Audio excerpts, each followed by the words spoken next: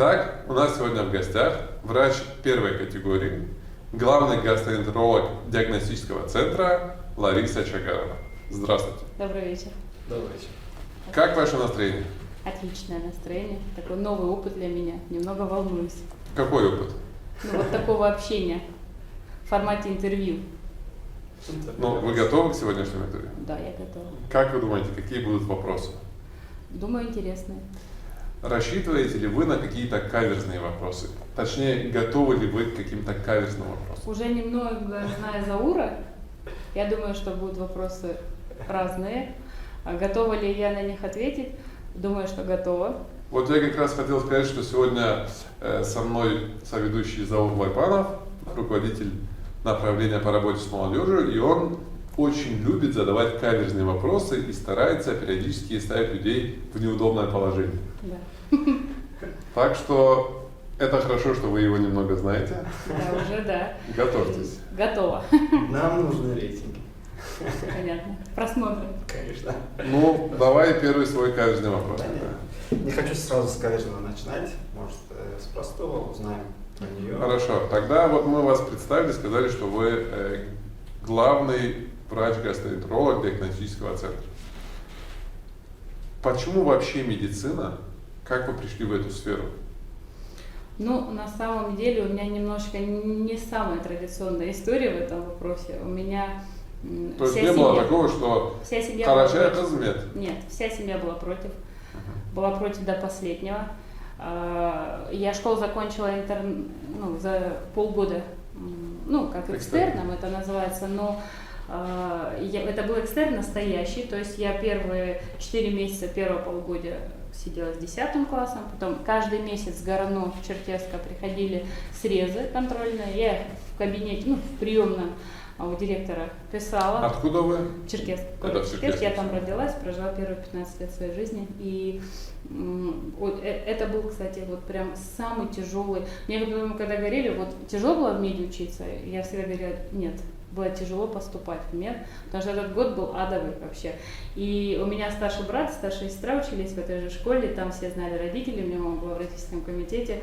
И я сама сказала заучу, что вот принято такое решение на семье, что я заканчиваю школу вот так. Вот. Они говорят, мама придет, заявление напишет, и вот так это длился весь учебный год на самом деле.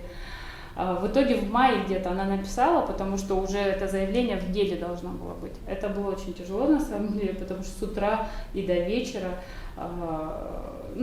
весь день были занятия, дополнительные занятия, математика, русский, биология, для поступления биология, химия, русский. И до конца все равно все надеялись, что я передумаю. То есть никто не помогал, никто не поддерживал, все были... А у меня папа в тот момент был командирован, он работал в Москве. И тогда не было еще сотовых. У папы был, у меня еще не было, 2000-е годы, 2001. И он звонил по стационарному и каждый вечер спрашивал, ты не передумал? А почему в семье так сильно хотели, что? Потому что папа считал, что это работа неблагодарная. Это работа, которая, он всегда мне говорил, на карачайском, я буду говорить вам на русском, что ты лишаешь, можно и на карачайском, что у тебя не будет личной никакой жизни, ты не будешь никогда, твои мозги всегда будут работать.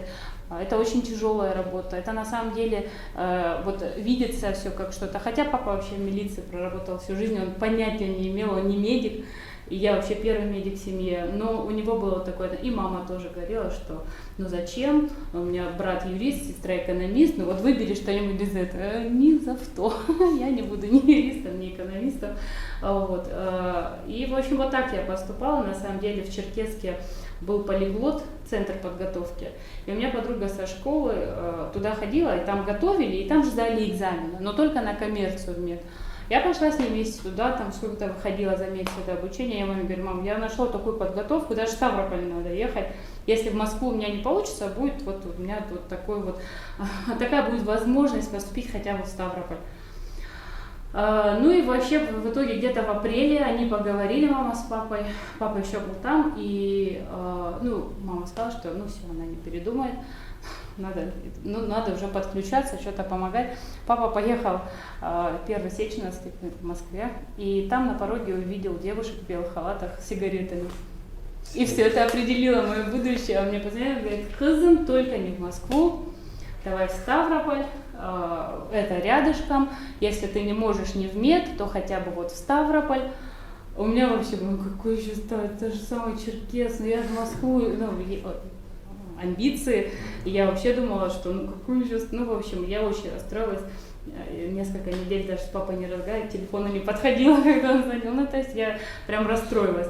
Но в итоге думаю, ну, Ставрополь, так сказать, потом переведусь. Думаю, мне же 14 лет было, я закончила школу, мне 15 уже в институте исполнила, я очень рано закончила. И думаю, будет мне 18. А в какой школе вы учились? 16-й. 16-й. Первые 3 года я в 6-й училась. Родители жили в квартире в центре Черкесска, потом они переехали в частный сектор, ну и, соответственно, мы уже пошли в 16-ю школу. И вот так. А почему я так хотела? Потому что в 6 классе я сильно болела и почти 2 месяца лежала в больнице. До этого я не думала вообще об этом. Я же говорю, в семье не было медиков. А что за болезнь? Очень серьезная. И операции были, и реанимация была. И они мне так нравились, и медсестры, и врачи, и они такие крутые были. Хубиев Магомед Хасанович, заведующий. Тогда он уже умер. Недавно я там была в этой больнице, смотрю, табличка с его именем, прям кому в горле стал. Он выходил меня, потому что, ну, он прям выходил. И медсестры, это вообще были такие какие-то герои, для меня это, я вообще вот на них смотрела, как вторая семья, наверное, они мне там стали, думаю, все, я тоже хочу отучиться, стать хирургом, приехать и работать вот тут, но только учиться там где-то, вот. Ну и, в общем, вот такой у меня путь, я же говорю, не самый такой традиционный, потому что, мне кажется, только в моей семье было вот настолько неприятие медицины. То есть... Ну вот 6 класса была мечта отучиться и вернуться в эту же больницу. Здесь отучились, все хорошо, все нормально, вот оно время возвращаться, но почему-то не вернулись. Во-первых, почему? Во-вторых, очень много наших врачей в Ставрополе, которые вот, они прям оплот здравоохранения, да, в Ставрополе. И если вот всех этих врачей взять и перевести на родину, мне кажется, там медицина прям на несколько голов выше стала бы, да, потому что все равно в Карачаево-Черкесии, наверное, медицина оставляет желать лучшего. Вот почему не вернулись, вообще какие сложности, что ли, или вот почему не возвращаются?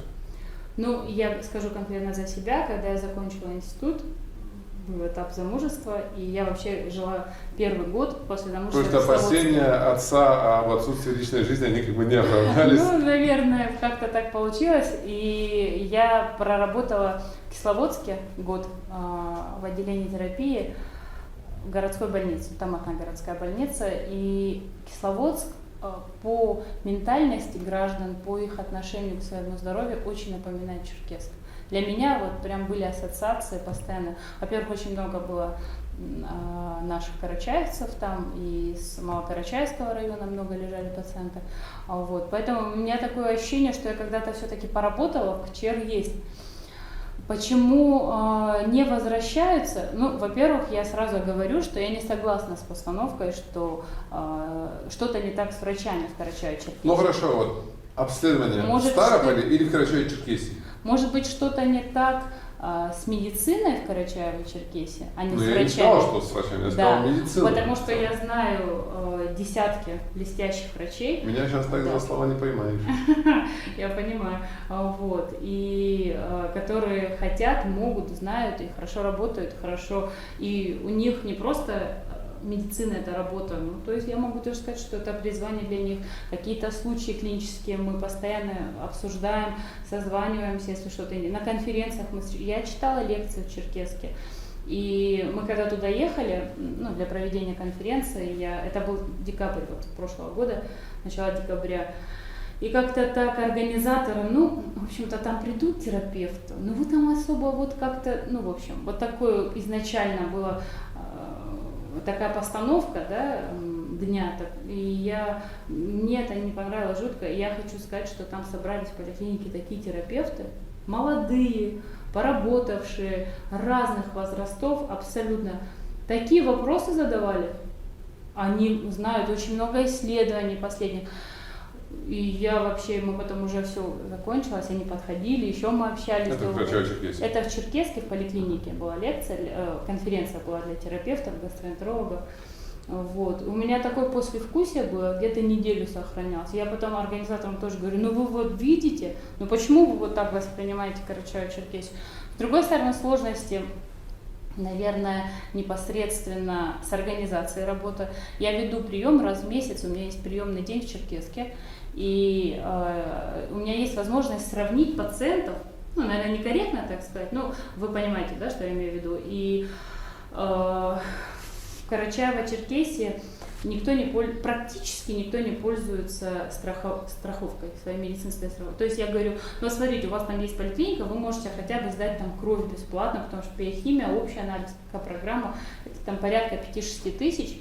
Нет смысла делать в какой-то лаборатории, это будет одинаковый анализатор, работа одинаковая, ну, сделайте по ОМС, по привычке, как это я говорю в Ставрополе. Говорят, ой, какая поликлиника, 90%, если я скажу. То есть люди сами, у них позиция легче заплатить, чем я пойду там по какому-то такому, я пойду в частную. Ну, есть мышление, что это не просто быстрее, но и качественнее. Да? Это и качественнее, и быстрее, и бесплатно мне никто ничего не даст. И вот такое восприятие изначально самих граждан Карачаево-Черкесии. Второе, ко мне приезжают на прием и говорят, вот я там был, начинают сыпать фамилии.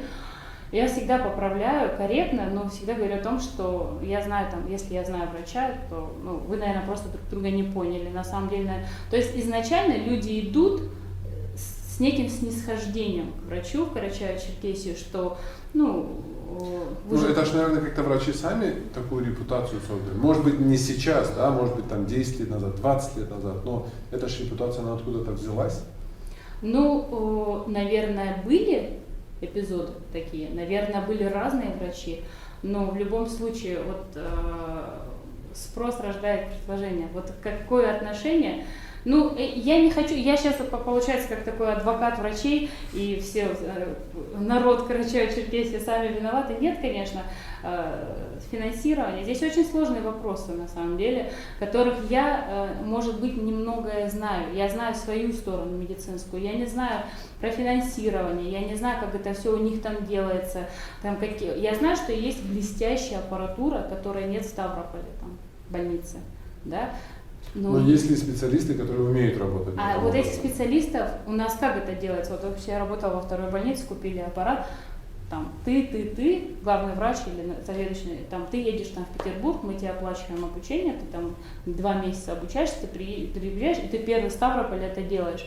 То есть это должно быть на таком уровне все. То есть если закупается какое-то оборудование, если планируются какие-то манипуляции, которые ранее не выполнялись, очень странно ждать от врача, что он возьмет и сходу начнет это делать хорошо. То есть врач должен поработать с теми, кто это делает уже давно. Врач должен научиться, это нормально, врач не может знать вообще все. Это неправильно, расхожее мнение про врачей. И если мы хотим другой уровень в республике, вряд ли что-то изменится, если там, Лайпанов, Богатырева и, в общем, все главные специалисты края, Байчоров, Инвер, станут и переедут туда. Там проблемы насчет другие. Станут и переедут, я несколько раз от разных врачей слышал, что в Карачаево-Черкесии врачи отсюда как-то их не воспринимают в полной степени, именно сами коллеги. Да, сами коллеги, то есть не дают проводить какие-то операции, не дают какие-то допуски, то есть может быть это какая-то зависть или нежелание, знаете, как слово «тышильчили». Да. И тут начинается, приехал со Ставрополя, умничаешь здесь, да? Есть что-то такое? Я думаю, что это нормальные человеческие... Нормальные? Нет, это часто встречаемые человеческие. Давайте приведем аналогию. Вы в детстве, и ваша мама постоянно вас сравнивает с вашим двоюродным братом и говорит, он учится хорошо, он успевает. Как сын маминой подруги, да? Да, или сын маминой подруги, классический пример. И потом этот сын маминой подруги приезжает к вам в гости. И мама вам говорит, иди, Рустамбек, поиграй с ним, поразвлекай его, он у тебя в гостях, машинку свою дай ему.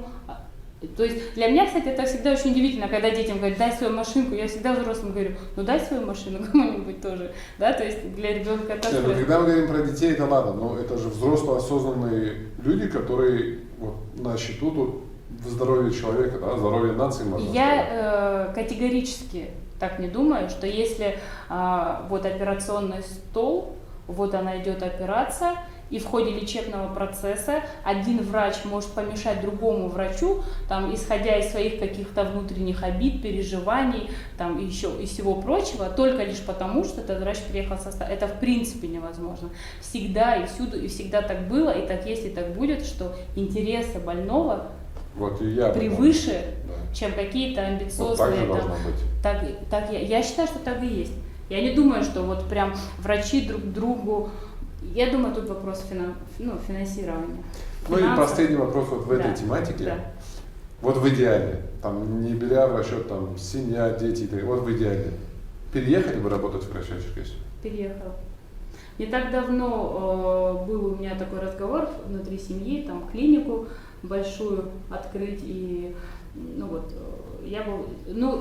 после этого мой товарищ там сделал такую клинику, открыл, он приглашает туда лучших врачей, он создает, вот у него очень хорошая томография в республике. Он сделал то, что в принципе предлагали мне. Но у меня был на тот момент младший ребенок очень маленький, я не могла. И сейчас на сегодняшний день вот все то, что вы сказали, не брать в учет, это все оно доминирующее, и я не сама по себе, у меня есть семья, у меня, да, есть люди, которые тоже, у них есть своя жизнь, свои цели, обучение.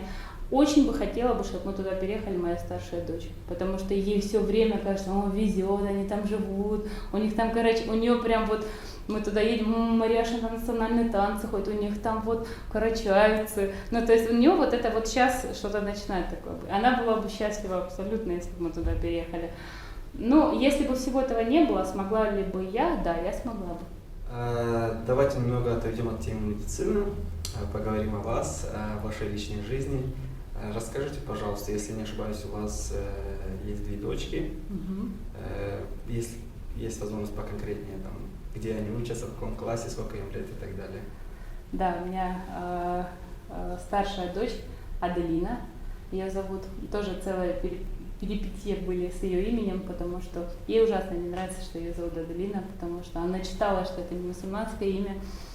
Я с именем Лариса ее, конечно, понимаю полностью, и если я ей говорю Аделина, она говорит, мама, ты опять, и мы, в общем, Адель ее зовут, Аделя, значит, ей 11 лет. А кто дал ей имя? Родственники. Родственники, да. Стороны мужа наверняка. Да, и она учится, перешла в 5 класс, ей 11 лет, такая амбициозная, целеустремленная, вот. Со своим, она знает, что надо есть, она знает, что она хочет. У нее вот на лето она уже сделала распорядок плана себе на лето, вот расписала, такая деловая. И вот у них разница 8 лет получается. И, конечно, она привыкла, что 8 лет вообще она была центром этой галактики в нашей семье. И тут появляется, да, другой центр, скажем так, и родилась Дарья, и она маленькая еще, ей только будет 3 годика, она абсолютно разбалованная. Младшая балует ее все. И, в общем, вторую дочь как зовут? Дарья. Дарья и Адель. Вот. И ничего, в общем-то, будет в садик ходить. Аделя она будет ходить тоже в музыкальную школу. Аделя не любит музыкальную школу. Это такой классический пример, когда мы свои какие-то нереализованные, да, с детства идеи, мысли, планы пытаемся реализовать через наших детей, и даже понимая, что это мое и к моему ребенку отношения не имеет, тем не менее я ее записала. Но опять-таки, это было очень интересно, закончился садик, но еще не началась школа, я работала в 6-й поликлинике в субботу и взяла ее с собой на прием единственный раз. Когда она сидела со мной на приеме, ко мне пришла пациентка и говорит, сколько лет этой девочке? Она сидела за компьютером, ее даже не видно было. Я говорю, там 6 ей было или 7. Вот. Она говорит, а вы в музыкальную школу не хотите? Я говорю, если честно, да, хотелось бы. Вот. Она говорит, я там преподаватель фортепиано, вот в музыкальной школе такой-то, такой-то, запишите, пожалуйста, мой номер, я все сделала. И то есть так получилось, что, может быть, если бы я сама бы и не стала бы, видя, что она не особо хочет, вот так получилось, что пришла пациентка, преподаватель, она до сих пор у нас идет, мы закончили уже. Вот. Не могу сказать, что ей это нравится, но... От судьбы не уйдешь. От судьбы не уйдешь, и когда у нас гости, или вот папа мой с мамой приезжали, она всегда: «Кызым, сыграй что-нибудь», и у нас стоит ее пианино в зале, и она садится, выпрямится так, сядет там все, ну это же антураж такой, любит. Она ходила 5 лет в театральную студию, в садике, это была студия, кружок, и она знает, как это все делается, она так играет, и я смотрю, что в этом моменте ей нравится, что она играет. И вот она мне говорит: «Мама, Дарья будет ходить туда, туда, туда», ну то есть у меня не было легкого детства, у нее тоже не будет. Ну, вот. Ну, настоящая старшая сестра. Да, настоящая старшая сестра, такая строгая, она маленькая, боится больше старшую, чем меня или отца своего, абсолютно точно, потому что она что-нибудь делает, она на нее сразу смотрит, потому что та такая диктаторша. Вот. Ну. А хотите ли вы, чтобы ваши дети пошли по вашим стопам? Я хочу, чтобы дальше, вообще всю свою жизнь, я, конечно, буду рядом, мы будем рядом, мы будем, да, направлять, в меру сил и возможности помогать, но я не хочу быть примой в этой истории абсолютно. Хочу быть таким сторонним наблюдателем, таким в тени, чтобы она все-таки сама принимала решения. И мне все говорят: ну вот ты там врач, вот у тебя там дочки, мама моя, это вообще больная тема. Они спорят бесконечно с мамой, с моей. Она говорит: будешь врачом, как мама. То есть меня не хотела моя мама врачом, а детей хочет. Аделя нет, Аделе не нравится вообще медицина, она видит, что я постоянно на телефоне, и нет, она не хочет быть врачом. Я заставлять не буду точно. Раз уж затронули тему детства, у меня такой вопрос. Какие мечты детства, возможно, вы смогли уже воплотить в реальность? Есть же у кого-то там мечта прыгнуть с парашюта, параплан и так далее. Может, у вас тоже какие-то мечты были в детстве? Да, были. Ну, что касается прыжков с парашюта и все прочее, это не было мечтой. Я знала, что я это все сделала, но самое, наверное, экстремальное, что было в моей жизни, это тарзанка. Я прыгнула с тарзанки в 15 лет. Где? В Ставрополе. С рогатки прыгала, с тарзанки прыгала. Ну, в общем-то, сейчас уже, конечно, в 35 лет я бы этого не сделала, потому что, ну, юность, она же такая, немножко бесшабашная, немножко необдуманная, на то она и юность. И сейчас, я даже помню, вот в Парке Победы, это была хозяйка квартиры, в которой мы жили с девочками тогда на первом курсе, она православная, и я была в юбке, я увидела тарзанку, ну это, может, Рустамбек помнит, как рогатка такая. Да, на боковой аллее. И я поняла, что в юбке это не получится. Я потащила их обратно домой, переоделась, вернулась. Она говорит: Лялечка, ну твои родители, тебе там 15 лет, твои родители тебе меня... Ну, она, конечно, прям очень долго причитала. В итоге я прыгнула. Она все это время крестила меня, стояла бабулечка. Вот, ну, ощущения, вот эти несколько секунд такого свободного полета, они запоминающие, но я бы не хотела, чтобы это увидела Аделя, и пошла тоже куда-нибудь прыгать, хотя у нее чуть-чуть другой характер. А если говорить прям вот про мечты, я родилась, родители жили в квартире, и как все дети, которые живут в квартире, там хотела животные, чтобы были, переехали в дом, ну, все это реализовалось. А таких вот прям, ну, в общем, пока рано делать выводы. Ну, в детстве мы мечтаем о чем-то детском, да, о более взрослых вещах мы в детстве, наверное, не мечтаем, но я вот знаю, что вы недавно выпустили книгу. Наверное, в детстве особо не мечтают выпустить книгу, но один из этапов там, вашей профессиональной деятельности, да, вот вы выпустили книгу. Что за книга, почему вообще решили заняться этим и, наверное, можно ли ее купить на Озоне? На Озоне. Или там где? К сожалению, купить еще пока нельзя, но, конечно, это медицина. Все, что связано с моей профессиональной деятельностью, это основа ухода за больными, терапевтического стационара, жалобы какие бывают. Это только для врачей книга, не для обывателей. У меня есть такие мысли написать книгу именно для пациентов моих.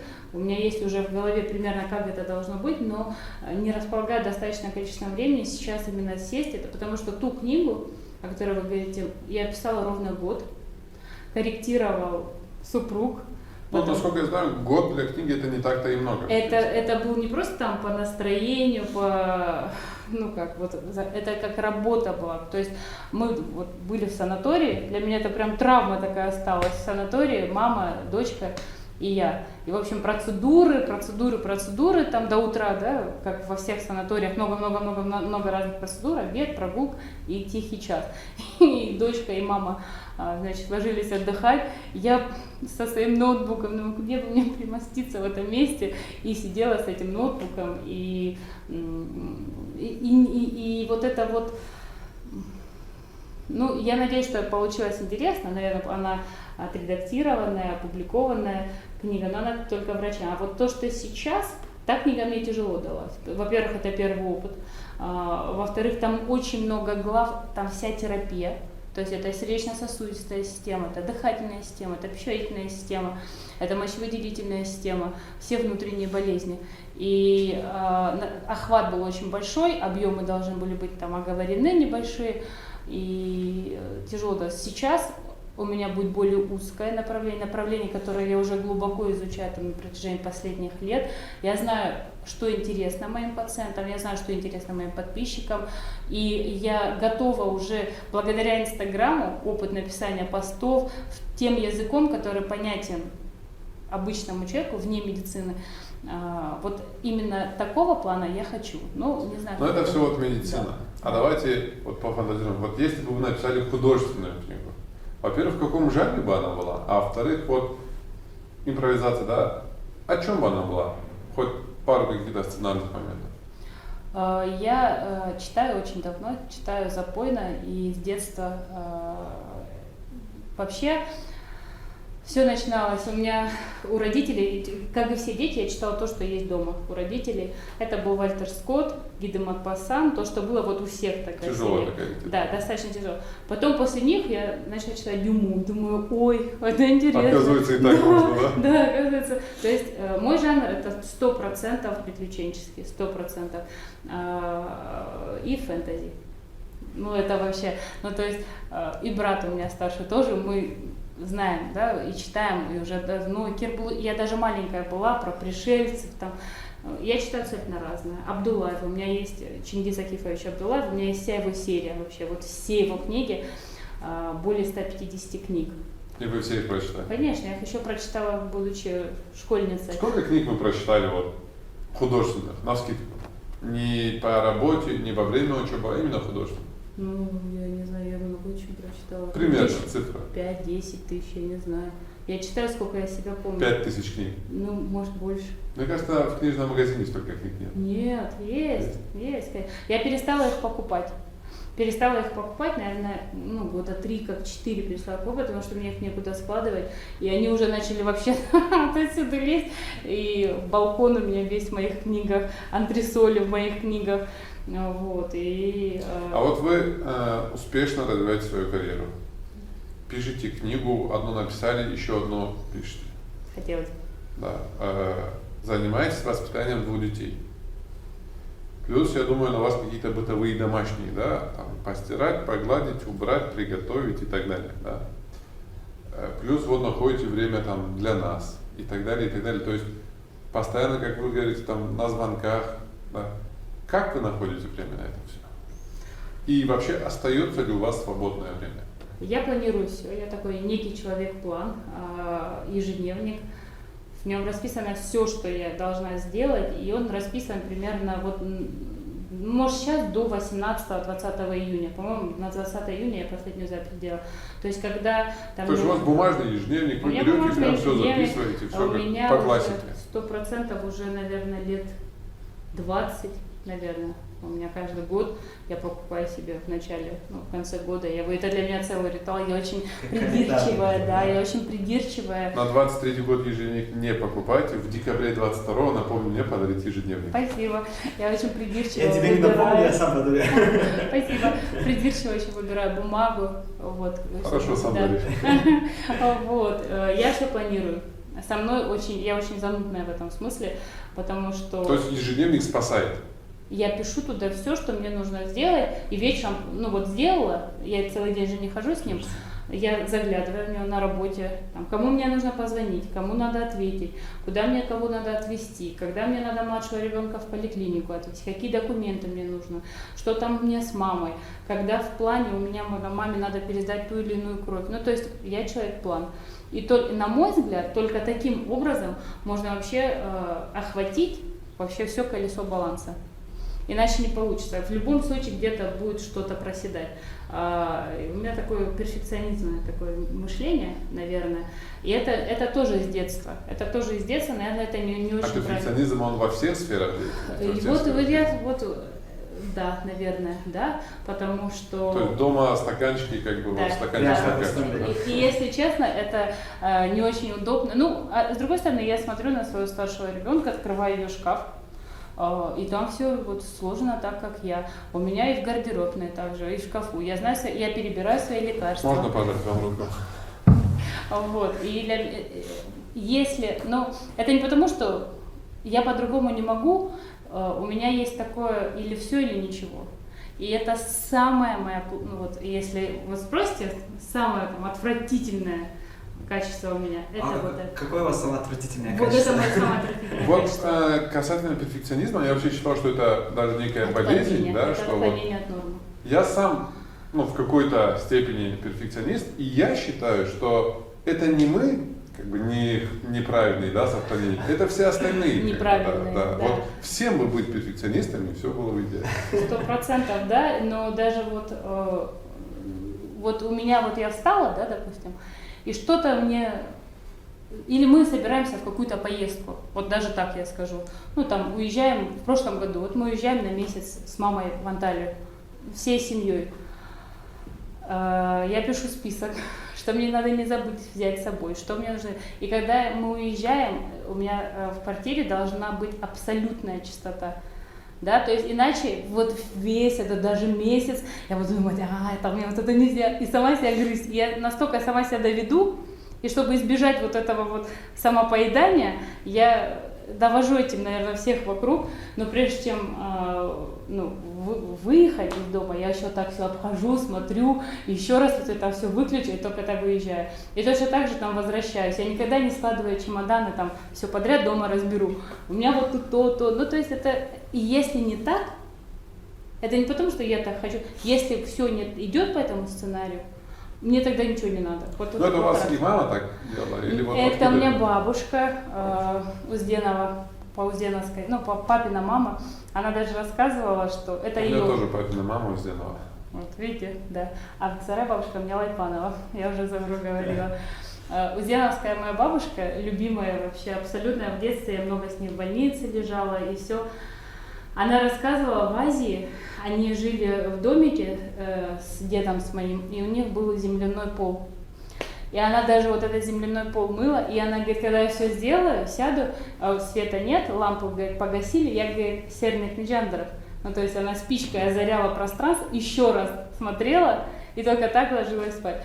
Я думаю, что вот этот сдвиг, и у папы у меня такой же был, у папы даже вот в комнате, в его комнате тоже, вот его инструменты, да, вот там гвоздик к гвоздику. Ну вот это баташевская, наверное, больше все-таки. Так, Узденовская, что ли? Ну, а у папа Баташ, у папы от Узденовых, наверное, так, я не знаю. Сейчас мама моя потом посмотрит, скажет, что тебе Семёна будет. Вы сказали, что у вас остается свободное время. Скажи, пожалуйста, как вы его проводите, на что тратите, чем занимаетесь? Ну, свободное время я тоже планирую. Но, как правило, если дома, в семье, мы выбираем фильм. Выбор фильма у нас может занять до часа, ну, после того, как уже все там поели, все уже, и всегда стараемся, ну, допустим, я люблю одни фильмы, там, все любят разные фильмы, и мы можем вот так провести вечер, посмотреть один хороший фильм, потом его обсудить. Просмотр фильмов однозначно в семье, но я очень люблю смотреть кино в кинотеатре.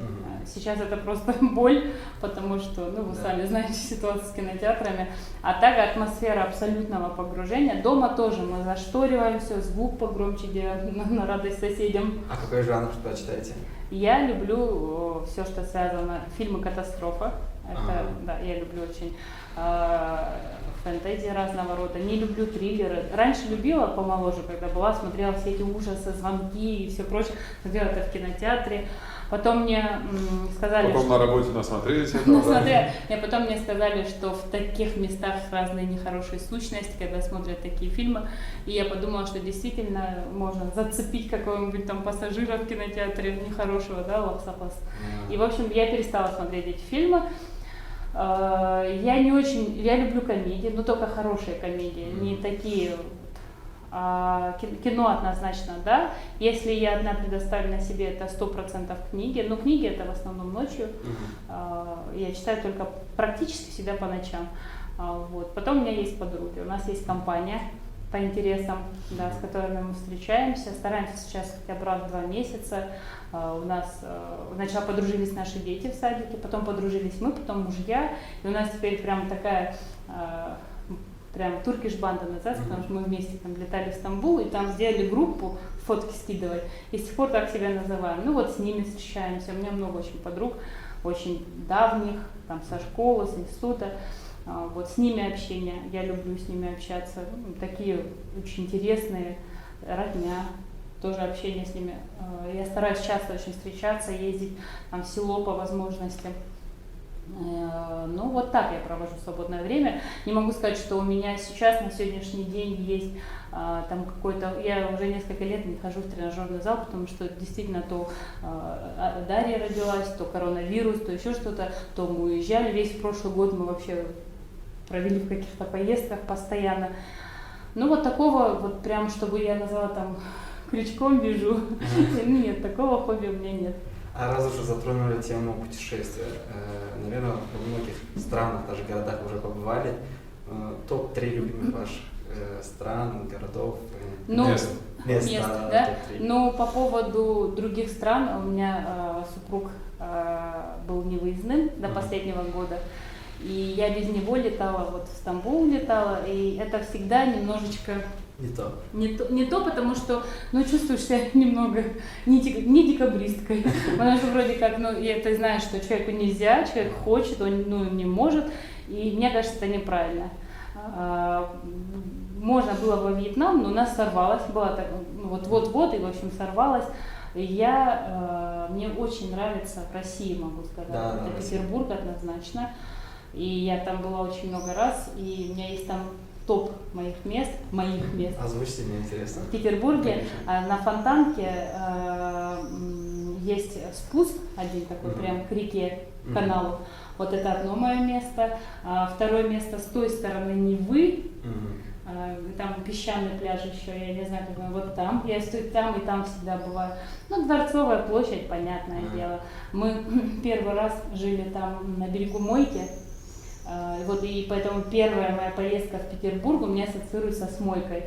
Вот это местечко, Дворцовая, Нева, Мойка, вот это вот весь круг. Стамбул однозначно, да. Москва нет. Ну и, наверное, все, что связано с морем. Ну, Анталия, Алания. Нет. Ну, для жизни нет точно. Вы больше предпочитаете активный отдых, да? Именно путешествия или же пляжный? Нет, не пляжный отдых.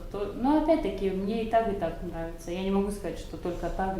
Там, для меня вопрос моря или горы, допустим, не существует. Есть горы, и это здорово. Есть море, и это тоже здорово. Но у меня нет такого, что что-то одно. Нет такого, мне и то нравится. Море, горы. Нет, мне и там хорошо, я и то люблю. И города разные люблю, и отдых разный тоже. То есть иногда хочется пассивного пляжного с книгой отдыха, иногда хочется там где-нибудь такого более экстремального, более активного. Ну, все зависит от семьи, от желаний других членов семьи. А скажите, пожалуйста, какой был самый значимый и ценный подарок в вашей жизни? Именно материальный, да? Ну, можно и материальный, и ценный в плане там память, не память. Я вот честно вам могу сказать, что касается каких-то таких материальных ценностей, золото, там, одежда, это не моя тема. Вот я серьезно говорю. И я просто патологически не запоминаю, там, кто, там, что подарил, и даже там какие-то аксессуары. Мне очень сложно выделить что-то одно. Вот я вам серьезно говорю. Я так думаю, ежедневник я дарить не буду. Нет, вот что-то такое запоминающее. У меня даже, ну, вот дарят постоянно там, да, родные, семья, супруг, там, ну, золотые украшения какие-то. Но я даже не могу вот сейчас там выделить и вспомнить, кто там, что, какое украшение дарил. Вот это настолько не моя тема вообще. Мне ну, дарят близкие мои, скажем так, сертификаты в «Читай город». Ну, серьезно. И я радуюсь как полумная, потому что когда мне дарят какой-нибудь ритуаль. Кстати, я могу сказать духи, я вспомнила. Есть селективные духи Байреда. И как-то в аэропорту в Москве мы подошли, ждали свой самолет, и в это время зашли смотреть духи, и я была с врачами, с другими, и одна из них начинает рассказывать про Байреда, это такая-то там французская парфюмерия, селективная. И там мне один запах очень понравился, Rose of No Man Land, он такое длинное название, «Роза ничейной земли» переводится на русский, про сестер милосердия, которые во время Второй мировой войны, вот, то есть думая о них, создан был этот аромат. И я так подумала, они были достаточно дорогие, думаю, ну зачем они мне в принципе, ну думаю, нет, ну все-таки куплю, и в общем не купила. Вот мне их когда подарили, я обрадовалась, вот что я могу вспомнить вот так на скидку. Ну, когда машину мне купили. Но это не был подарок там с бантиком, знаете, классический. Ну, я знала, что мне купят машину, я порадовалась, потому что она мне была нужна. Опять-таки, у меня нет такого, что там я хочу теперь такую машину. Я хочу машину функциональную, и вот чтобы мне было комфортно на ней ездить, не очень длинную, чтобы, ну, вот такого плана. Да, я в этом плане абсолютно практичный человек, абсолютно. Или там, вот так вот ничего не могу вспомнить, вот с духами помню. Я помню, как я сильно обрадовалась, когда мне их неожиданно подарили. Тему подарков мы обсудили, хотел бы спросить про советы. Какой был самый ценный и важный совет? И кто его вам дал? Все, что мне первое приходит в голову, это все советы, связанные с моим отцом. Потому что для меня в моей жизни папа был человеком, я очень на папу похожа, ну и, соответственно, как и все люди, которые друг на друга очень-очень сильно похожи, и внешне, и характером, и всем очень хорошо друг друга понимали. И вот все самое, то, что мне в жизни нужно, вот, допустим, была ситуация, к примеру, то, что я помню, работа на кафедре. Была ситуация, и я понимала точно, что это тупик для меня, что я не вижу свое будущее там, в медицине, именно преподавая, именно в работе со студентами. У меня были очень хорошие группы, я со многими студентами до сих пор общаюсь, они все обращаются, когда кто-то не заболел или кто чего достиг. Ну, то есть это дружба, общение дружеское, сам учебный процесс.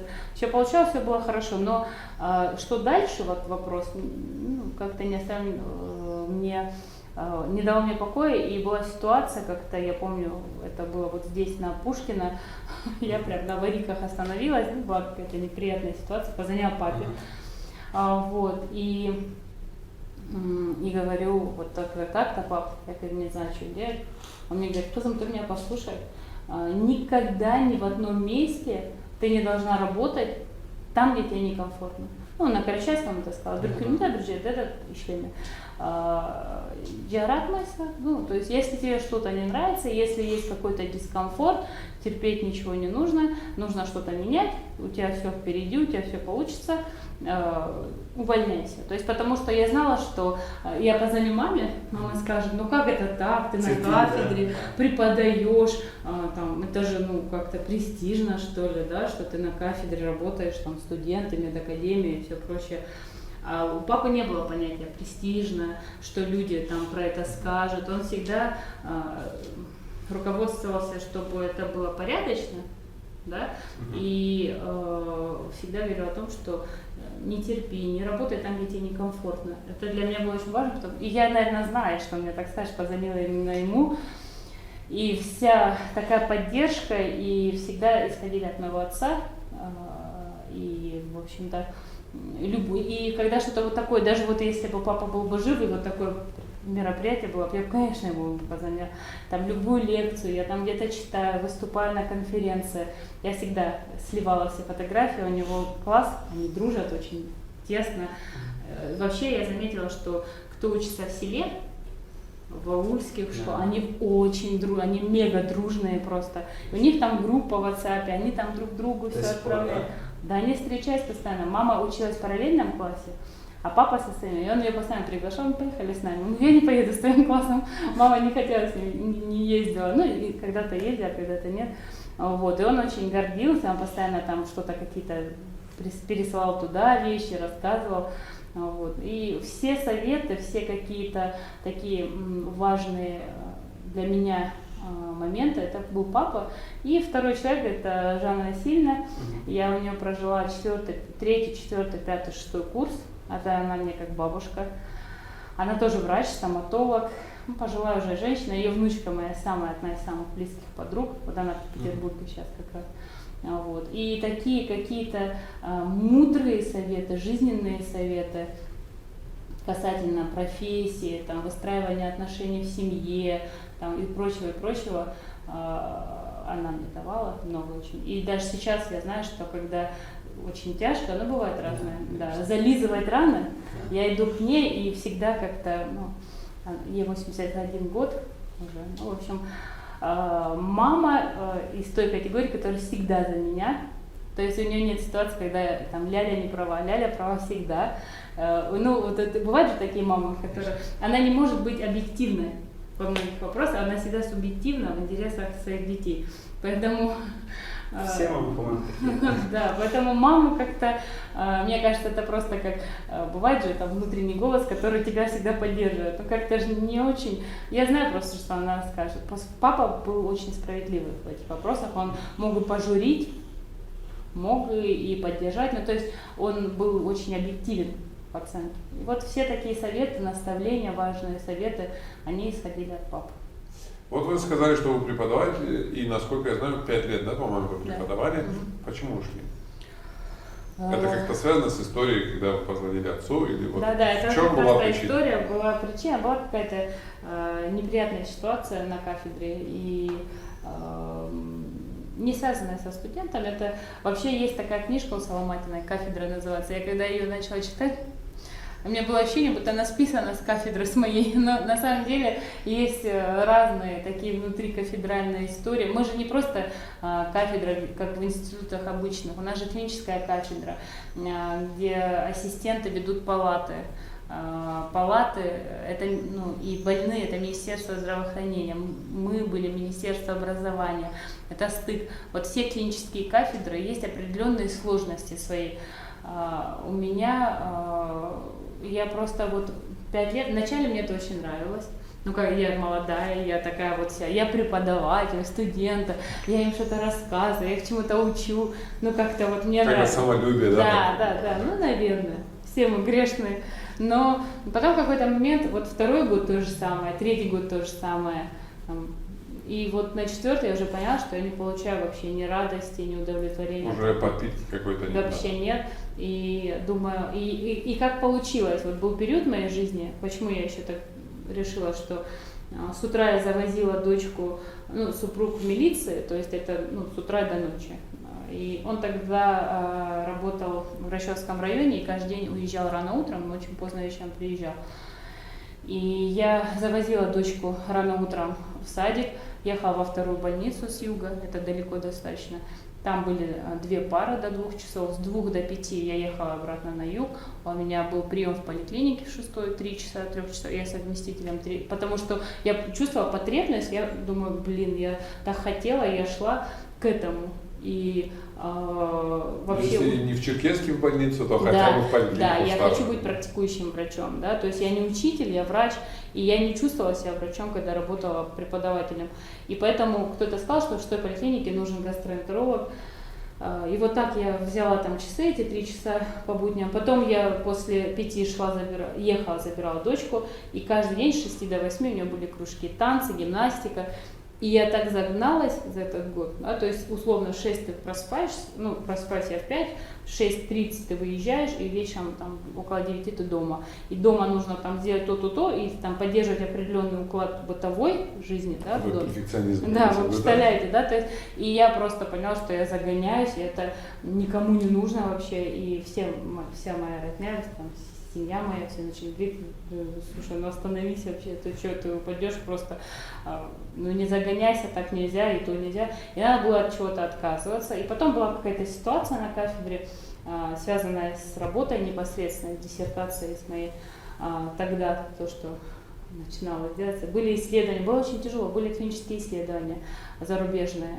Мы вели, наша кафедра занимается воспалительным заболеванием кишечника. Такие рандомизированные, плацебо-контролируемые, сложные научные исследования.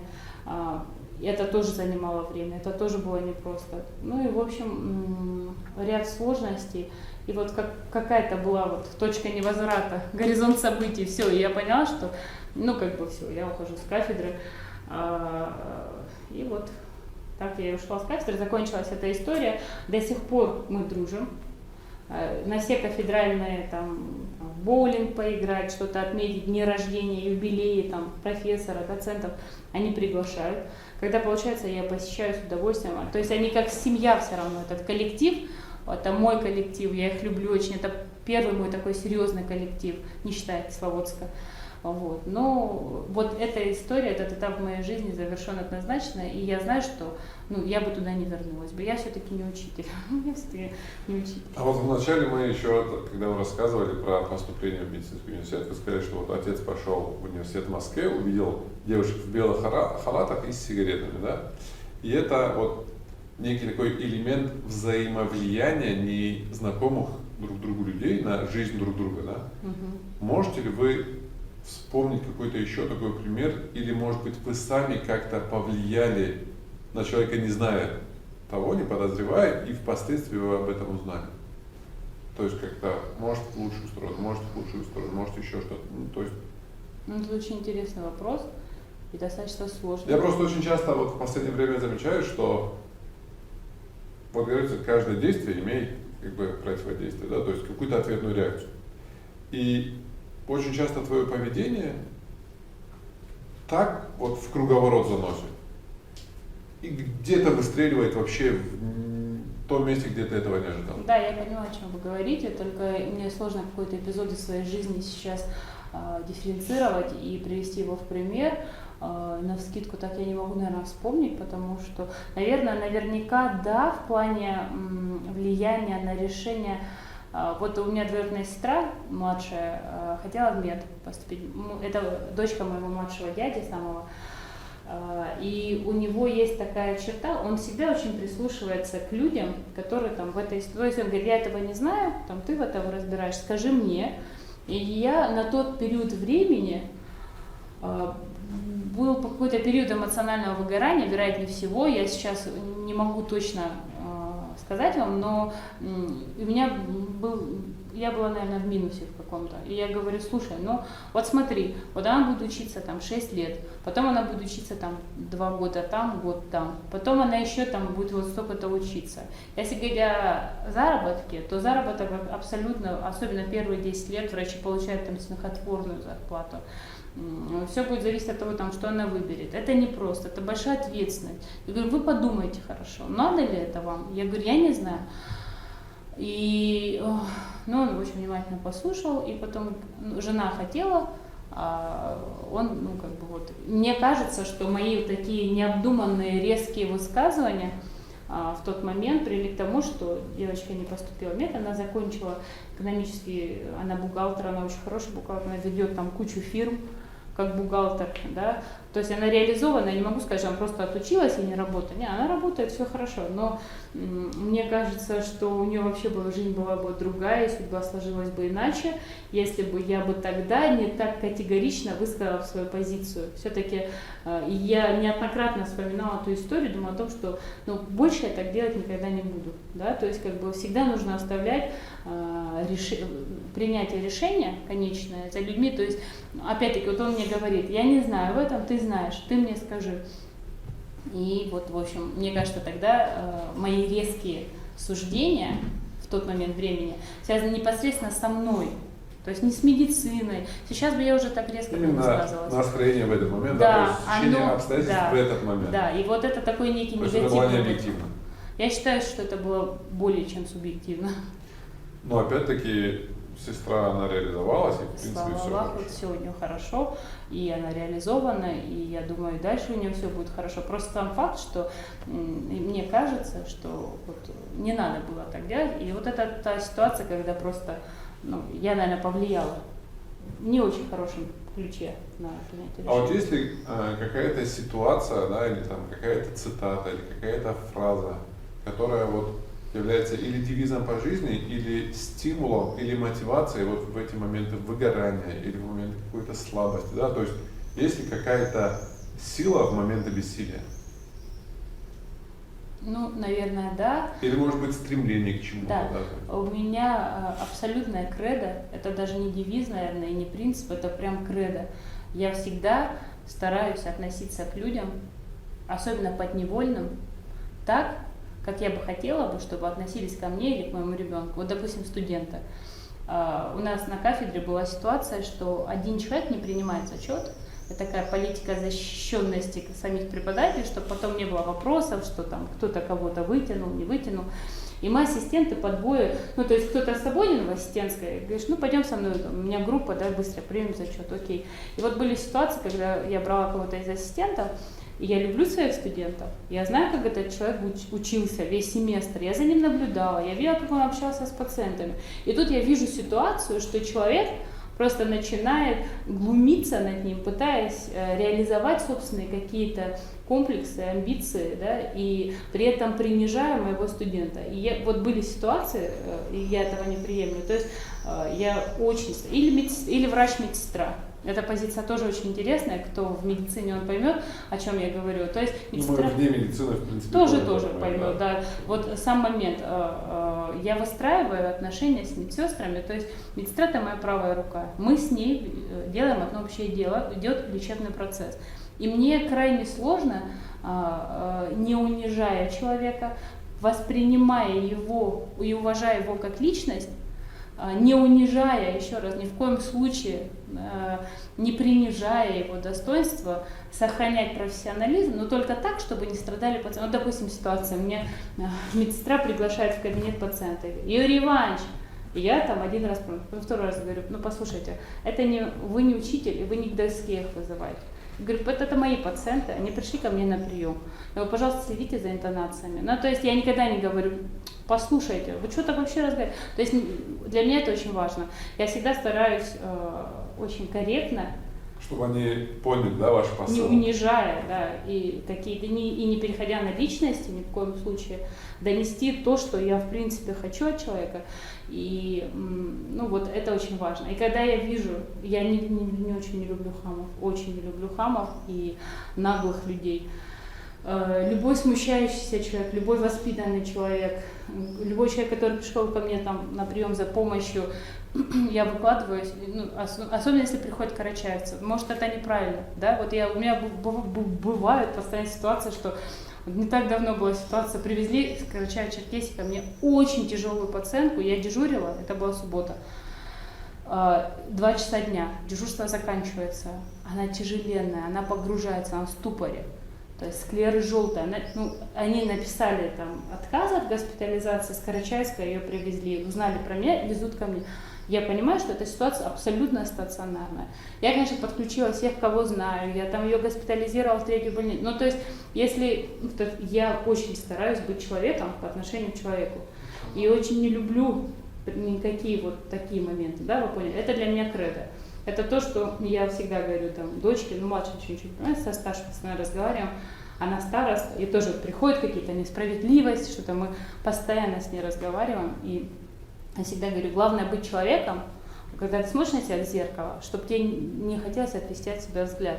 Да, это очень важно. Ты можешь там притвориться перед любым человеком, что ты хороший, что ты порядочный, что ты там то, но ты сам себя никогда не обманешь.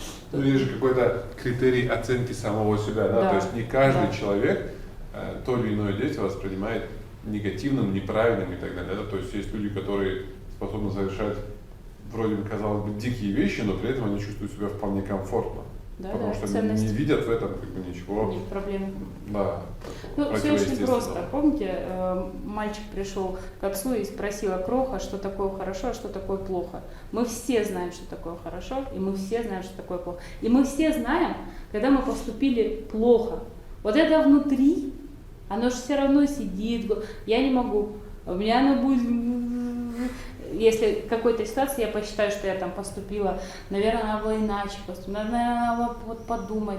Может быть, я обидела этого человека. Вот эти вопросы очень и для меня важны. Выстраивание отношений с родней. У нас в религии, как вы знаете, есть, да, что кровь не вода. Я всегда так говорю. Там, и когда кто-то из родственников там начинает что-то, я говорю: стопэ, кровь не вода. Ну, нравится, не нравится. Ну, то есть я вот в этом плане немножко неправильно, наверное. Для меня вот очень долго, я училась в школе, где были преимущественно русские и черкесы. Карачаевка, я одна была в классе. И у меня какое-то такое восприятие с детства было, что там карачаевцы не бывают плохие. И я серьезно говорю, абсолютно, что карачаевцы не бывают там убийцами, ворами. То есть я настолько идеализировала ужасно. Но потом было какое-то понимание, отрицание, понимание, принятие. Сейчас я просто понимаю, что человек слаб, бывают какие-то слабости, но есть вот то, что в черной дыре называется горизонт событий, точка невозврата. Вот есть вещи, которые я могу списать на человеческую слабость, там еще есть вещи, которые я уже вот и себе не позволяю, и у других эти качества тоже. Давайте поговорим о самом приятном. О еде. О еде. Есть ли у вас предпочтения именно в плане кухни? Что вам нравится, что предпочитаете, может, поделитесь? Так, я хочу сказать, что пробовала разные кухни, и самая для меня близкая, понятная и родная — это, конечно, кавказская кухня. Я объясню почему. Вот, допустим, я преподавала несколько лет, у меня были студенты-индусы из Индии. Ребята классные, хорошие, добродушные, где-то лукавые. И у них национальная кухня, уважение ко мне, любовь ко мне, они выражали тем, что приносили что-то, они готовили, приносили угощать свои блюда. Я помню один раз, один мальчик, староста с такой группы, мы до сих пор с ним, он уже в Индии несколько лет, мы до сих пор на связи с ним, Раджнеш, он принес жалеби. Такая вкусная. И я говорю, там, на английском, я говорю: спасибо большое, но у меня с желудком не очень все хорошо сейчас.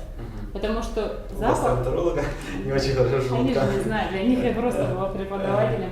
Это первое, что мне пришло в голову, что я быстро перевела про себя на английский, и то, что ляпнула, потому что я поняла, что в следующий момент надо вот действовать. И он говорит: мэм, я так старался для вас.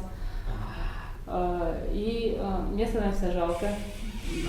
И я говорю: да, там есть сахар? Спрашиваю, он говорит: да, много сахара. Я говорю: у меня проблемы с глюкозой. Это вот десерт? Да, джалеби, это десерт. Но в итоге, в общем, всей группой я попробовала. И это не первый и не последний раз. В общем, было ощущение, что это сладкое. Это вата, обычная вата медицинская, смоченная в сиропе. Это ужасный опыт. Вот. Мне не нравится турецкая кухня, абсолютно не мое. Да. Турецкие десерты? Вообще не мое. Это вопросы к моей сестре старшей. Это она любит. И к десерту нет, мне не нравится. Я вообще, вот мы в прошлом году в апреле месяц жили в Турции, в октябре месяц жили в Турции, и это была беда. Абсолютно не мое вообще. Это средиземноморская кухня тоже не моя. Я не люблю рыбу.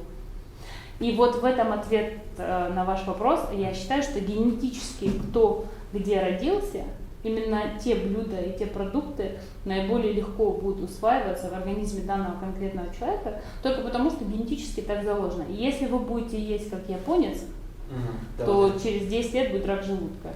А если японец будет есть как кавказец, то он умрет еще раньше от какого-нибудь обострения острого панкреатита и панкреонекроза. Ну, в общем, это я к тому, что я люблю карачаевскую кухню, но не все. И я могу сказать, что я очень люблю хчин с творогом и зеленым луком. Вот это мой ответ на этот вопрос там, на протяжении всей моей жизни. Что ты больше всего любишь? Я люблю хчин с творогом. Да, с творогом и зеленым луком.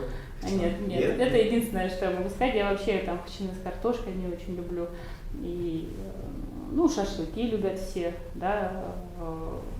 Вот так вот. Нет у меня таких вот. Хотя сама дома я стараюсь это минимально готовить. А Да. как же японская кухня, роллы, суши? Не, ну смотрите, это не японское все-таки. И я считаю, я объясню.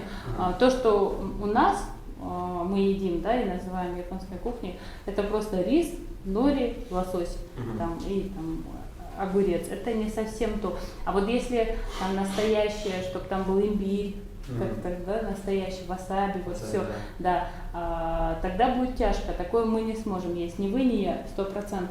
Но, Либо до поры до времени. да, это абсолютно какие-то. У меня дочка очень любит все эти суши, роллы и всегда говорит, давай закажем или давай сделаем. Делать их это вообще это непросто, потому что там нужно этот рис в уксусе вымочить, или это как-то там есть такое приспособление, коврик, чтобы это все замотать, целая история. Это все надо в ленту поехать закупить, потому что это не те продукты, которые есть у каждого человека дома. И получается, ты час занимаешься этим, выворачиваешь, идешь, в итоге там 6 ролей на сложно. О еде, мне кажется, мы могли бы часами разговаривать. Возможно. Но знаете, что мне интересно стало? Есть ли у вас какие-то фобии, страхи? Боитесь Есть. чего-то? Да, у меня клаустрофобия. Клаустрофобия? Да, ярко выраженная клаустрофобия с детства. Я думаю, что она сформировалась в тот момент, когда я впервые услышала, ну, опять-таки, я в 6 классе ходила на арабский в школе. Тоже сама нашла, у нас учительница была, и, ну, она черкешенка, и очень отличается от того, даже вот мы зейкир говорим, там мы зачир учили, много чего отличается, но вот и много чего я тогда от нее узнала. И от бабушки, от лайпановской бабушки, от моей Улюмама. Мы ее все зовем, звали Улюмама. Откуда родом мать? Карчур, Кулан, мои все оттуда. Не Аркалов, нет. Вот, они все оттуда. И мы вот туда на съезды ездили с папой, съезд Баташевых. Ну, в общем, она много тоже в плане религии, даже вот в период правления безбожников. И у меня папин папа был апенды, а с маминой стороны бабуля была такая верующая, все молитвы, которые я знаю, все я знаю от нее. И от нее я первый раз услышала про мучения в могиле. И видно, настолько это в мою еще не сформированную психику благодатную почву упала, взрастилась, и сейчас на сегодняшний день, мне кажется, когда какая-то ситуация, и я сразу думаю про это, да. И может быть с этим связано, может быть это что-то другое, я не знаю, но клаустрофобия есть, и там лифты.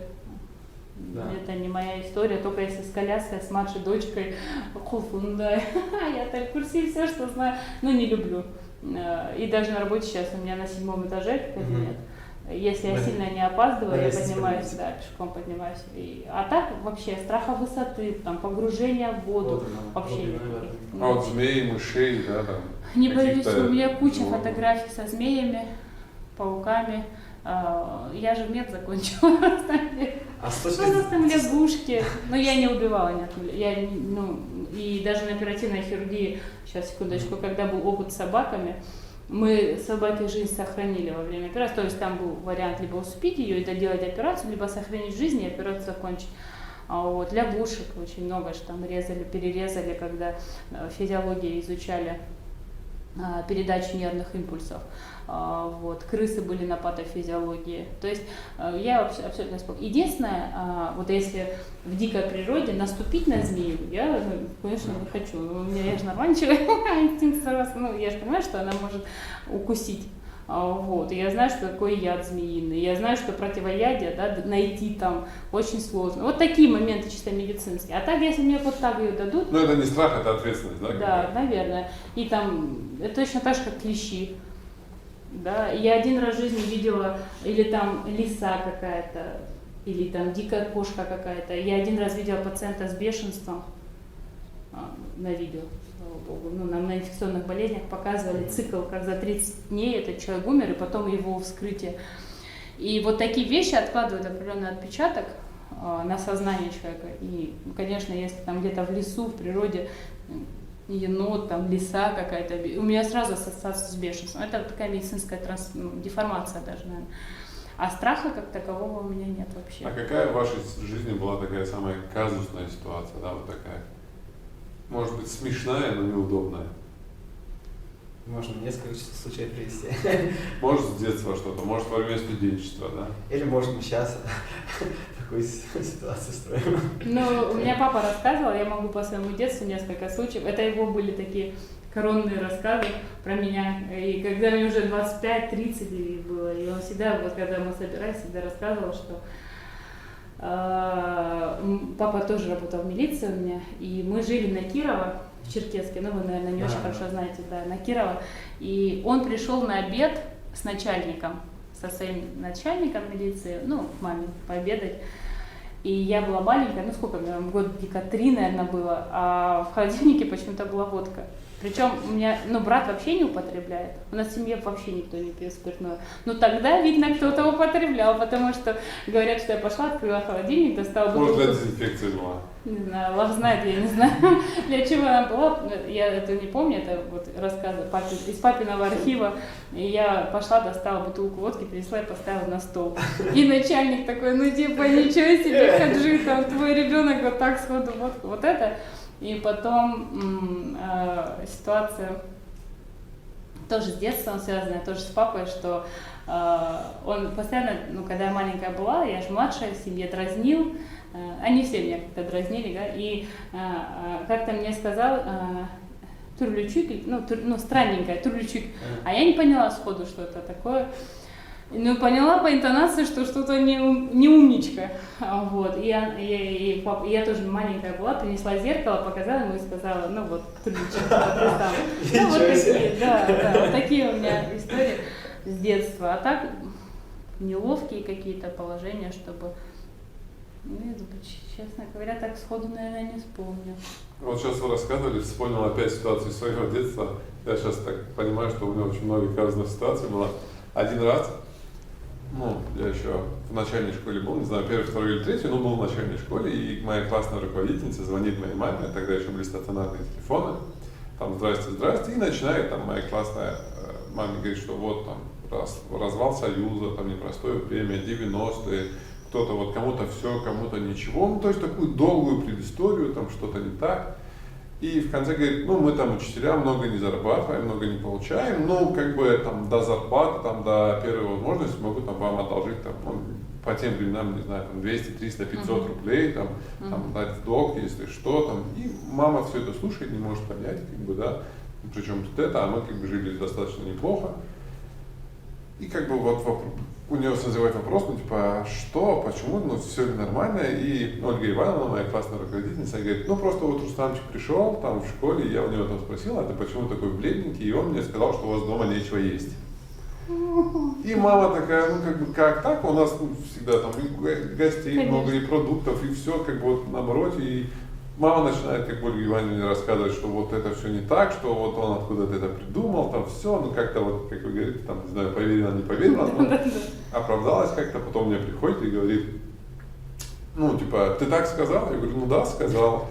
Он говорит, а почему ты так сказал, типа, разве чего-то нет? А я несколько дней просил приготовить баста, да, рисовую кашу. И поэтому так... Да, а там постоянно там то у нас гости, то там с мясом Понятно, что-то, там да. мясо, то все, ну вот такое карачайское, я там приготовьте баста, я ж мелкий, что там, и да, приготовь, там день, два, три, они готовили, я пошел и сказал, а дома есть нечего. И они говорят, почему так сказали? Ну мы же баста не готовили, баста же не было дома. Ну, понятно, понятно. Такая ситуация, и буквально через 3-4 дня после этого мы случайно сталкиваемся, я с мамой идем с рынка, там, сталкиваемся с нашей учительницей, у нас там большой пакет, там фрукты, овощи, все, и раз, классная руководительница, она говорит, ну да, теперь, говорит, я вижу, что... Не да, голодает там, Рустамбек, да, да, но дети это... Была такая ситуация.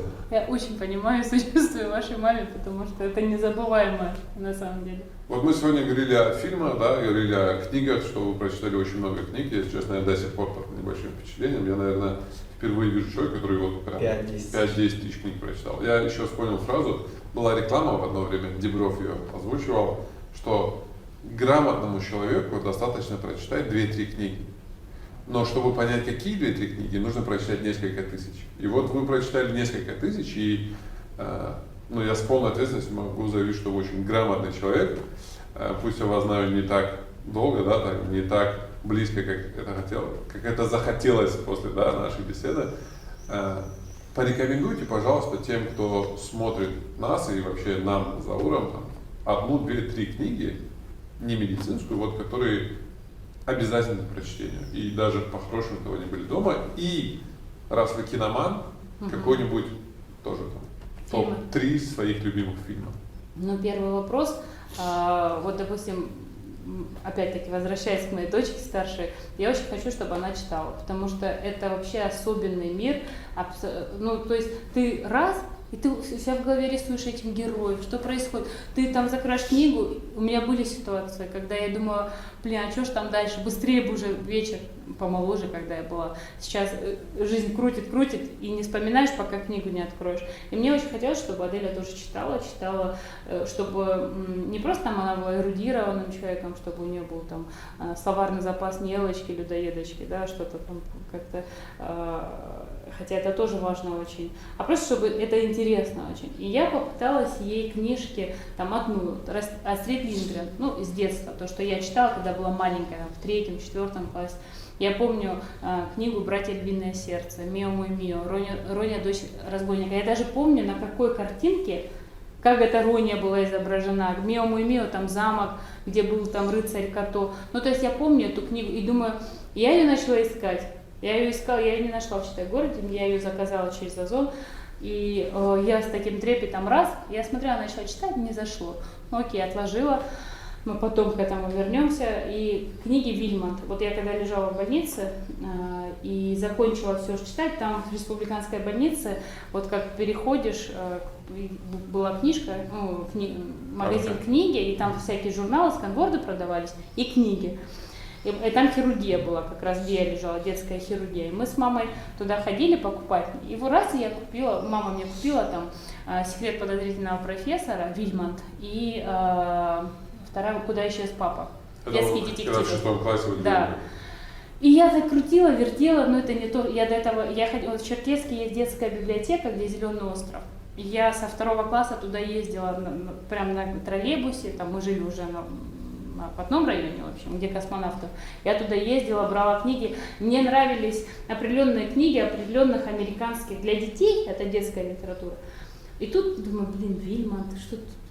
Я открыла, полистала. И мне так понравилось. У меня на мансарде у родителей есть вся коллекция. Но туда залезть, достать, думаю, там клещи могут быть. Ну, раньше, думаю, надо ей купить. Я купила ей одну книжку в Читай-городе, они есть, современные, все. И ей как зашло. Она уже прочитала 7 книг. Я ей купила 12, там еще много. Ну вот там один раз одну, потом 2, потом сразу 6 книг, по-моему, я купила. Ну, в общем, у нее прям уже вот так полочка-то, Вильмонт. Ей зашло. Я смотрю, она прям читает. Ну, класс, попала. Это я к чему все говорю? Все зависит от того, вот какие у вас интересы. Книжка может отвратить на всю жизнь, а может так засосать в эту историю вообще полностью. И очень важно, что нравится, что интересно человеку. Это то же самое, что было, когда я Дюму начала читать. Вот после Гида Мопассана, Вальтера Скотта, мои мозги там 10-11-летние, и тут приключения. И я не про мушкетера там, ну много чего. Я его прочитала всего, мне очень нравится. Это же приключение. Вот такое приключенческое, если мы говорим про подростка, я бы порекомендовала бы начинать читать приключенческую литературу. Если постарше человек, это однозначно Ремарк. «Три товарища», «Станция на горизонте». Это вообще, ну, это чуть-чуть другое, это уже размышления взрослого человека, более интересно. Если легкое, что я очень люблю русскую литературу. Ну, только не Достоевщину. Вот это вот униженное, оскорбленное, да, там преступление и наказание, вот мысли этого парня, да, убийцы, как это все мрачно. Мрачно настолько, конечно, я прочитала, но для меня это очень тяжело, мрачно, и я считаю, в моей профессии очень много боли, страданий, плохих диагнозов. Мне не зашло. Ну как, я знаю его, как бы все мы, я его прочитала, но я его не перечитываю. Абсолютная любовь – это «Мастер и Маргарита». Ну, вообще, ну, Булгаков, хотя мне кажется, это был пораженный джинами человек какой-то. Но он очень интересный. И самое главное, что мне безумно тоже нравится, даже больше, чем «Мастер и Маргарита». Хотя «Мастера и Маргариту» могу цитатами разобрать. Он у меня прям очень... Там, была ситуация со студентами тоже. И Аннушка. Ну, прям имя так пишется девочки. Армянская фамилия, это Аннушка Аталай. И я говорю, да, Аннушка разлила масло. И со всей группы я вижу, что только один мальчик понял, что я говорю, да, про что я говорю, было приятно. «Собачье сердце». Я знаю очень много Шариковых, к сожалению, в жизни, да, на каждом шагу. Вот из нашего это Булгаков, 100% Булгаков, 100%. Ну и если брать какие-то жизненные позиции, что во мне откликается, это Чингиз Акилович Абдуллаев. Абдуллаева, я же говорю, я прочитала всего, там Дронго, серия про Дронго, и есть еще 2 серии. Они покороче, а Дронго сам, это его автор, то есть он как бы пишет про себя, о себе, и вот он как бы раскрыл для меня окно в мир, вот так я могу сказать, да, то есть даже, кстати, вот классная ситуация, в интернатуре была у нас ординаторская во 2-й больнице гастроэнтерологии девочка, азербайджанка, ну и я тогда абсолютно там погруженная в этого Абдуллаева и говорю, ты азербайджанка, ну расскажи мне, вот что ты знаешь там про Чингиза, там, Акифовича, там все. Ой, она такая говорит, знаете, он умер. Я говорю, как умер? Правда умер? Я так расстроилась, и я сижу, так прям переживаю, блин, а как же он умер? Тогда Ютуба, так где-то 2008, наверное, был год. Не было Ютуба, как-то не так было, как сейчас, в общем, там загуглил, прочитал. Я расстроилась, потом у меня очень близкая подруга есть, мы уже 20 с лишним лет дружим, она азербайджанка, она поехала к родственникам отца в Баку. Я говорю, а там кладбище у них как некрополь. Да, то есть там можно посещать. Я говорю, Рамиль, слушай, я говорю, ты представляешь, там Абдуллаев же мой, она знает, что я там его часто. Она пошла, там они гуляли, это, я так понимаю, что в Баку, там вот кладбище как-то, они его, не как у нас, то есть они как-то более как у православных, или там, даже как у американцев. Более светское, да? Такое? Да, вот там как бы по-другому, как в Турции, кладбище вот такого плана. И она зашла, и там охранник. А это кладбище, где были похоронены там Муслим Магомаев, такие какие-то значимые, Алиев, их первый президент.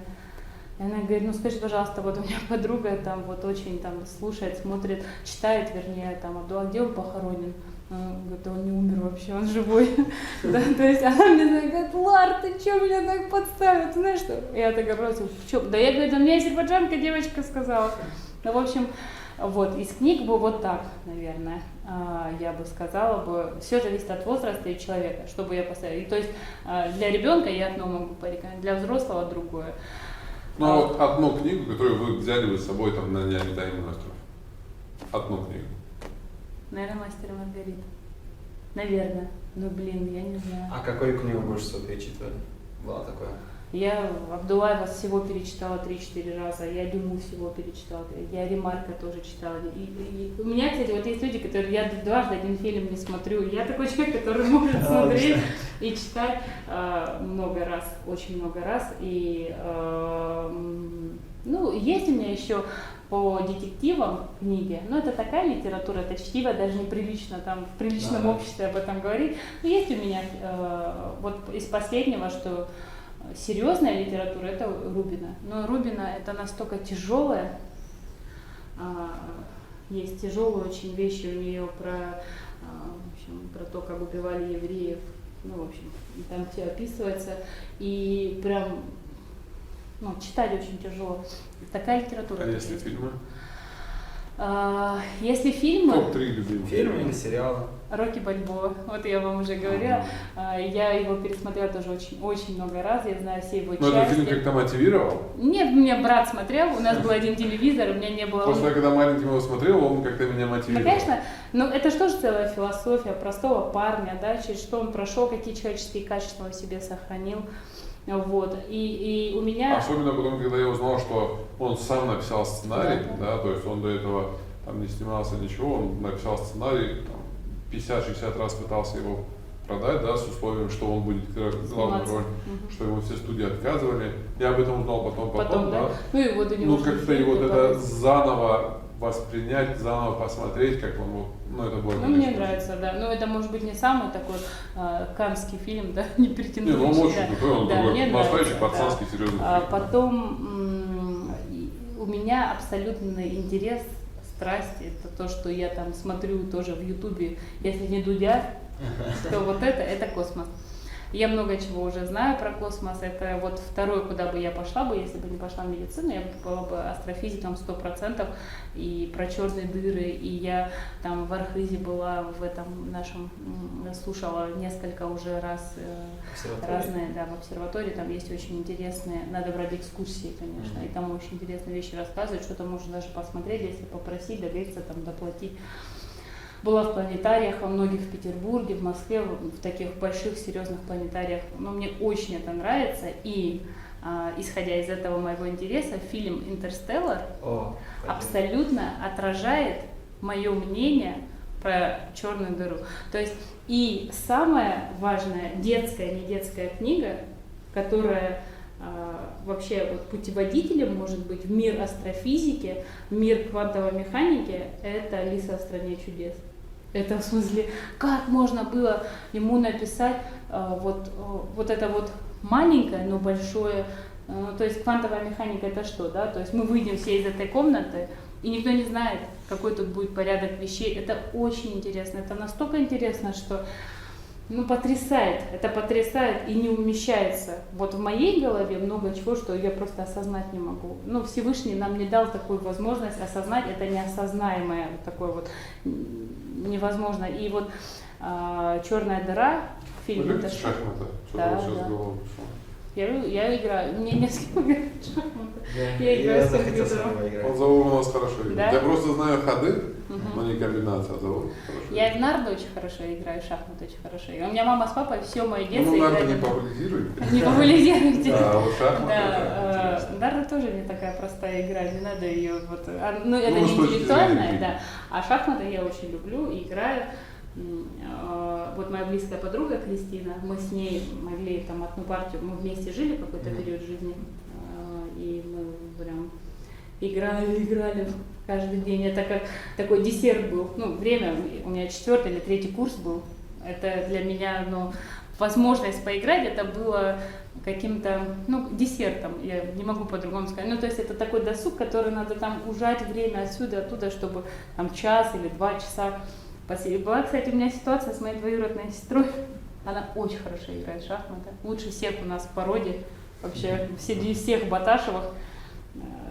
Рунета ее зовут. У нее прикладная математика. У нее такие мозги. В смысле, вот абсолютно такое мышление у нее очень интересное. И мы были на море все вместе.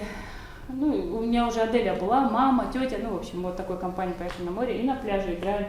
Я ее выиграла. Ну, я же не могу промолчать, я люблю вот, конечно, когда я выигрываю.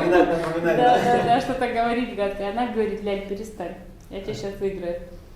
Я говорю: в смысле, ты что, хочешь сказать, что ты мне поддаешься, что ли? Ну, давай. Ну, я ее провоцировала. В общем, Тычной Тепкина Фейн, знаете, она такая спокойная, очень выдержанная, очень умная, начитанная. Ну, я ее, видно, достала. Она говорит: я тебя 5 раз подряд сейчас буду. 5 раз подряд, говорит, вот ты, вот я. И она мне 5 раз подряд выиграла. На 4-й раз, когда я уже поняла, что это мат, нет, что все, вот я выбираю одну траекторию мат, и я уже поняла, что я говорю: я борюсь с желанием шахматную доской тебе по голове дать. Я говорю: она такой сильная, я говорю: перестань. 5 раз подряд она меня выиграла. Да, я люблю шахматы, я азартный человек в этом смысле. Люблю. Люблю шахматы, но не люблю сестру, да? Проиграть не люблю, да. А как вам фильмы Марвел? Я посмотрела все. Конечно, я очень люблю Как «Железный человек». Про паучков. Смотрели? Про что? Про паучков. Конечно, смотрела. Мне очень понравилась идея. В кинотеатре успела посмотреть. Успели закупить.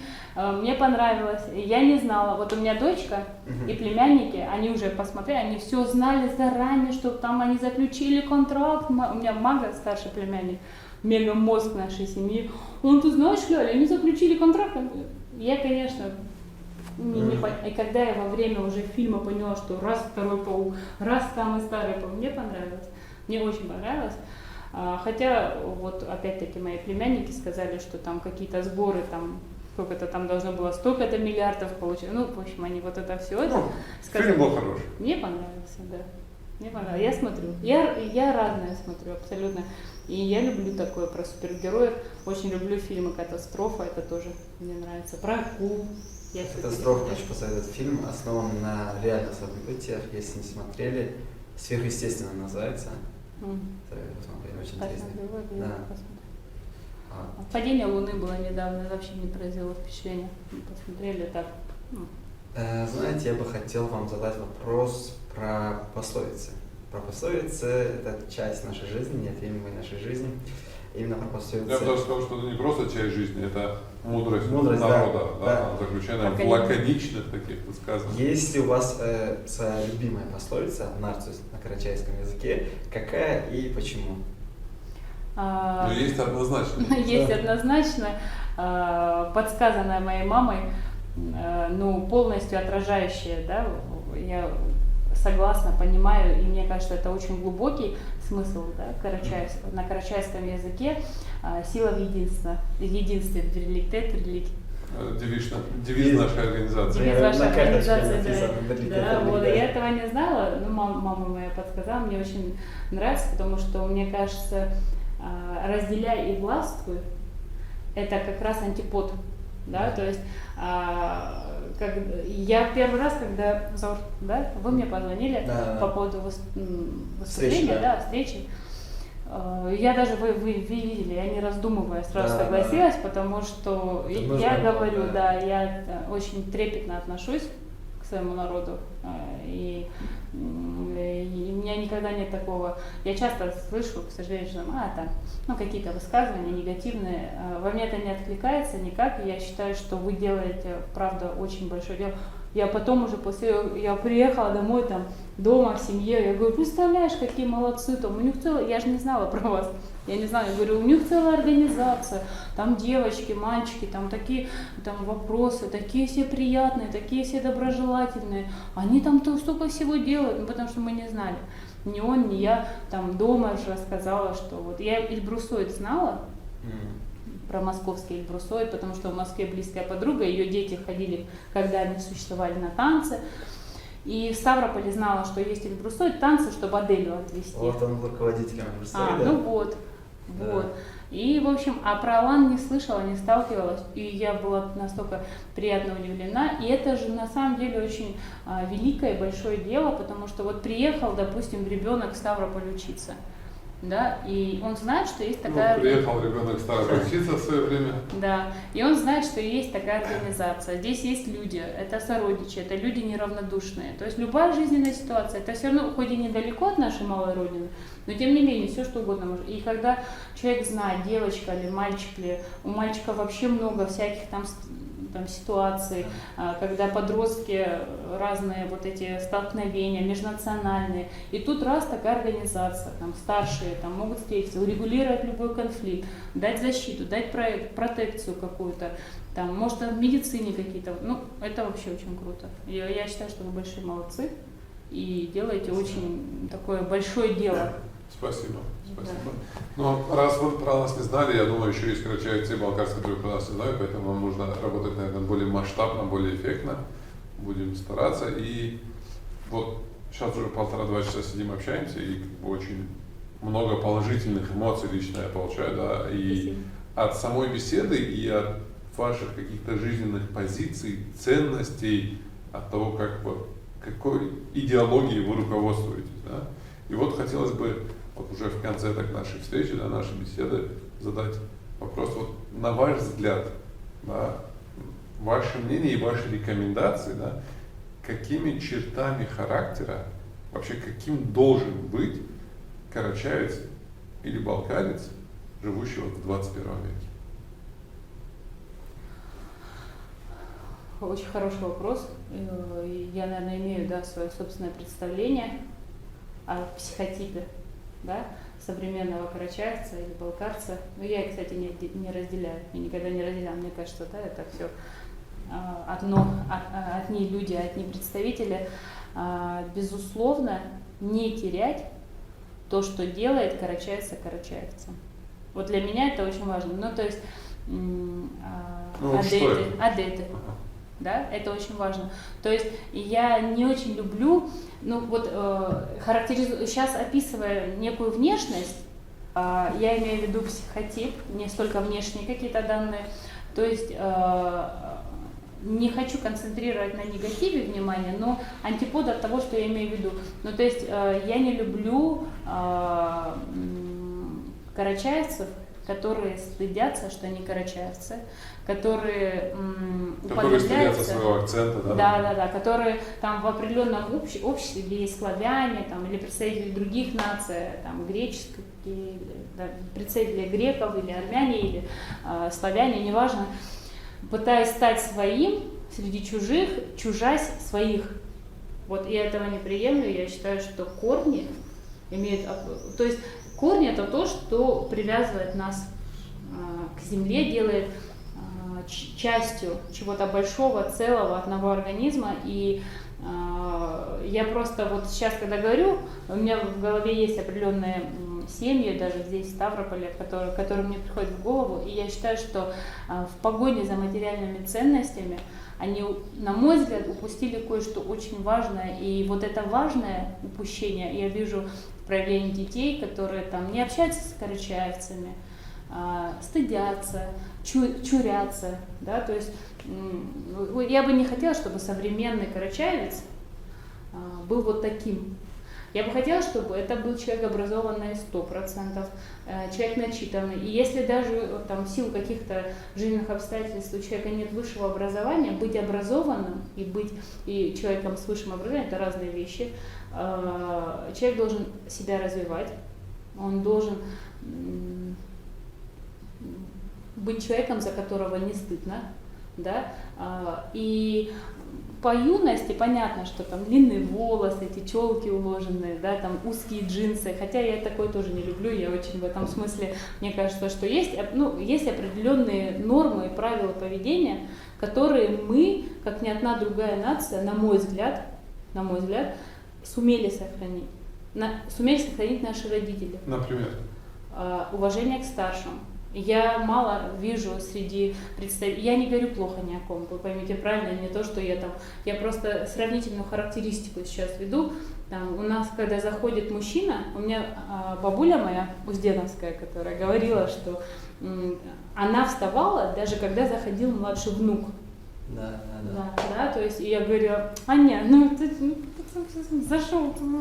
Она говорила: любой мужчина, на карачаевском, который заходит, там женщина должна встать, неважно сколько ей лет, там, неважно сколько. Мне очень нравится ситуация, когда вот идут карачаевцы, я знаю, кто из них старше, кто младше, кто там, чья жена. Я это выучила в ситуации, когда попала сама, вот, кстати, неловкое положение было у меня такое, я не знала этого, я как-то не знала, и узнала это уже достаточно в взрослом возрасте, но выучила.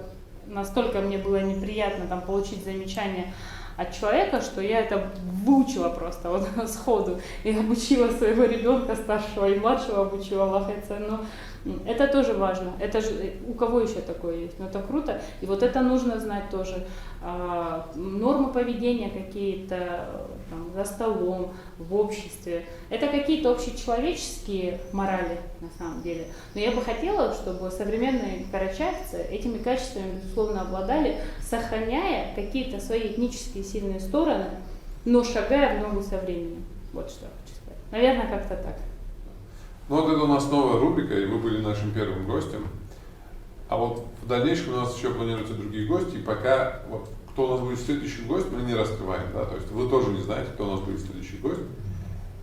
И вот я бы хотел, чтобы вы задали вопрос нашему следующему гостю, не зная, кто он, в какой сфере, ни пола, ни возраста, ничего. После всех тех интересных вопросов, которые вы мне сегодня задали, надо же что-то придумать другое, чтобы было интересно для этого человека. Человек Б, скажем, не... Человек Н, человек Б. Да, человек. У меня есть один вариант. Ну, это человек, который достиг там... Неважно. Может быть, это будет 10-летний кто-то, может быть, это будет 70-летний кто-то, может, это студент, который выиграл там какую-то олимпиаду, может быть, это человек, который провел самую сложную операцию там в России, ну, мало ли. Вот задайте свой вопрос, который мы зададим. Да, в универсальный следующем вопрос, году. который бы подошел под все названные категории. Мне кажется, есть какие-то общечеловеческие, да, там, моменты, факторы. Просто вот мне моральные. приходит в голову, вы мне это задали, я не хочу вторить. Понимаете, в чем Да, проблема? понимаю. Хочется как-то, чтобы это было. Ну давайте, где, если не на Кавказе, вы хотели бы родиться, и какая была бы ваша профессия, если не та, ну, в которой там этот человек находится сейчас. Страна, в которой вы хотели жить, и почему? Там, что Где бы хотите. хотел человек родиться? Да, родиться и жить. Ну, жить просто все там скажут, Италия, там, Франция, Китай, Америка. Да. Или Турция, сейчас самая трендовая Турция, да? Нет, а именно родиться и жить. На Швейцарию, кстати, многие. Ну вот именно родиться и жить. Мне интересно, почему и Ну, очень хороший вопрос. Да. Очень Да? хороший, Пойдет? да, такой Да, отлично. прям очень достойный вопрос. Спасибо. Спасибо вам за уделенное время. Вы, Да, как да. сказать, человек-план, у вас все очень плотно записано, и я сейчас даже немного неловко себя почувствовал, что мы отняли у вас столько времени, у вас столько забот, столько хлопот. А я не почувствовал. Плюс как бы чтение книг, просмотр фильма. Ну, просмотр фильма, ладно, это время можно было и нам уделить. И еще раз спасибо и вам за то, что вы уделили нам время, и вашим родителям за то, что вот воспитали вас. И я думаю, огромная отдельная благодарность вашей бабушке, которая сделала из вас перфекциониста. Да? Я нашел, так сказать, единомышленника. Да? Нас мало, нам нужно держаться вместе.